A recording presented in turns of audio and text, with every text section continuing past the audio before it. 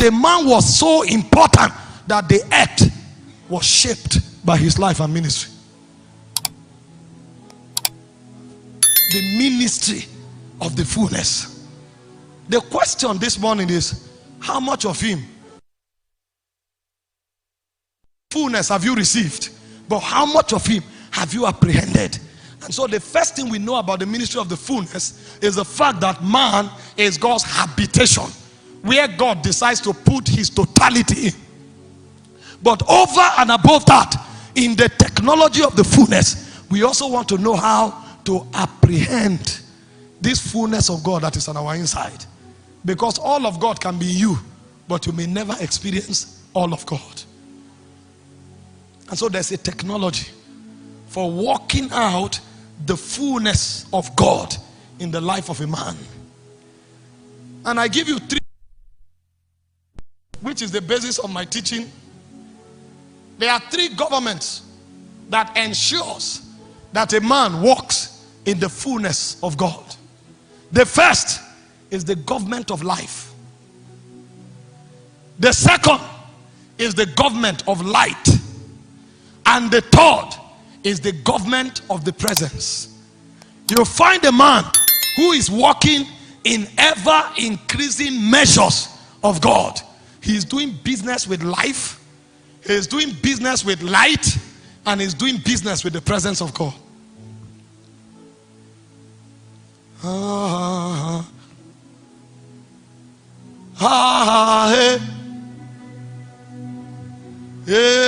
Yeah.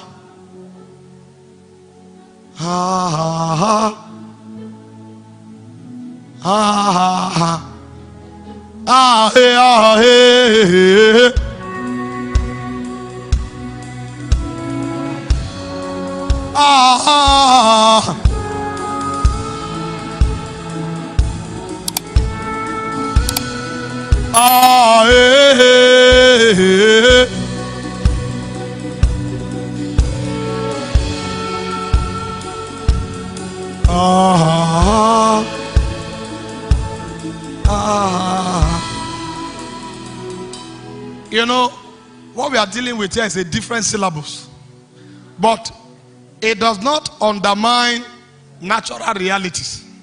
I want to say this because I'm seeing some young people here. Before somebody goes and pack his things and leave the university and say, no wonder they said it. I knew I was wasting my time. I also went to school. In recent times, I discovered there's a strange way people here.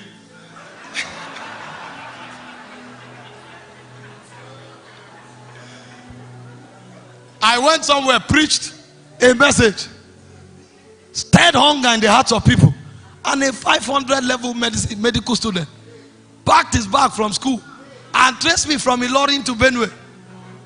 That God told him he will stand in his. I said, no, that's not how they stand. Even in your lecture hall, you can stand.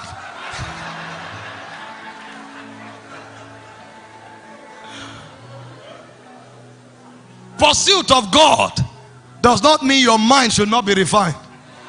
In fact, one of the problems we have in the church today is because people of unrefined minds drag a lot of things into kingdom that is not kingdom.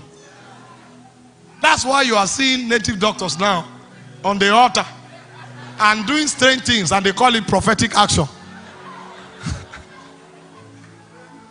So please, do business, excel in life, participate in politics, do everything you need to do. In fact, when I round up, you understand that when you attain fullness, then government begins. And in government, we take and conquer every mountain of influence. So please. So there are three governments that makes for the activation of the ministry of the fullness. The first is the government of life. It will be impossible for you to touch or grow in God until his life is imputed into you. In fact, the moment life shut down, man lost growth and ascension in God. This is what the Bible calls death. When Adam disobeyed God, he said, in the day that you sin, you shall surely die. And Adam actually died. But we saw that death is beyond cessation of life. Because every man God has created, we live forever and ever. Because we came from God, we can't end. And so when God is speaking about death, he's not talking about cessation. He's talking about two things. The first thing God is talking about is separation. You are separated from the realm of God. You no longer participate in that realm. The realities that flow out of that realm, you are cut off those realities. And so you become alien. Whereas you were created to live in, with God. And so when you can no longer live in and with God, it is termed a state of death. It's not necessarily cessation.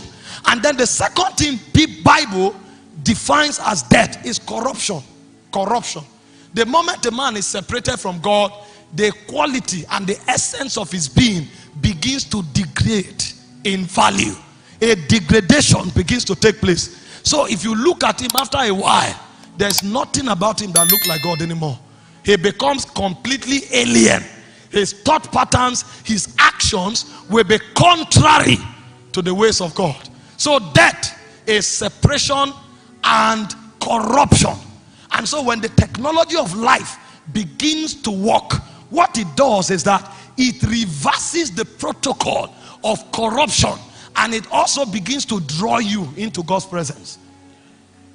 And so when the ministry of the fullness begins in a man's life, what the Holy Ghost does is that he imputes the economy of life back into that man. That's what happened to you when you receive Christ. But it's more than just receiving life. It's about yielding to life until life begins to make you and defy corruption in you and draws you back to God's presence. You may receive life, but you are not operating by life. And so when life comes, life activates a law. That's what Romans 8 verse 2 talks about. He said, the law of the spirit of life have set me free from the law of sin and death. So when you receive Christ, inherent within you now is a law that seeks to alter corruption and also draw you back to God's presence. So a man can have Christ but negates the promptings of life. And so he has Christ, but he will never walk in the fullness. He will begin to grow into the fullness when he begins to yield to the promptings of life that is on his inside. It is as good as natural birth. When a child is born, the first thing that child does is to look for what to eat. You don't need to take the child to school to teach the child hunger.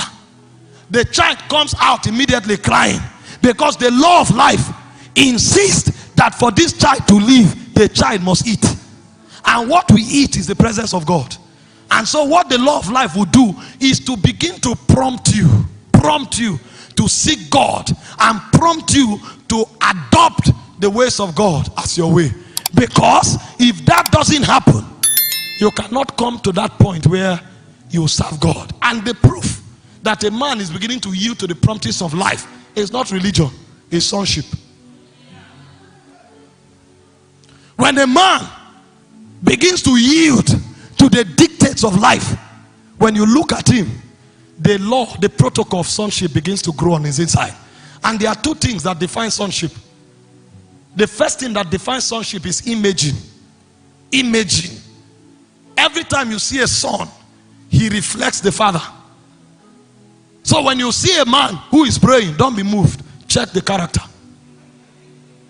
We are in a generation where people brag with prayer and do all kinds of things in the name of prayer. The highest arrogance you see in church today is when people are praying. Talking things that are not consistent with the nature and the character of God's Spirit. When you look at them, you know this one is religion. It is just flesh boasting itself. It's flesh. This is flesh at work. But when a man begins to yield to life, because life will stir you to pray, life will stir you to study. All of those are the things life does. But the sign that it is life at work is that sonship will begin to emerge. And sonship is imaging. It says in Genesis 1:26, let us make man in our own image, after our likeness. In Hebrews chapter 1 from verse 1 to 3, when he spoke about him as the son, he called him the brightness of his glory. It's called imaging. Sonship. If you see my son, he's a small version of me. In fact, some of the characters I exhibit, at 6 months, the mom will look at him and say, this is you. And I can't deny it.